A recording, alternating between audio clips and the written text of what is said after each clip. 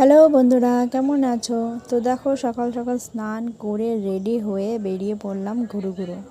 কোথায় যাচ্ছি চলো সেটা ব্লগে দেখতেই পাবে। এখন আমরা যাচ্ছি, দেখো কোথায় যাচ্ছি,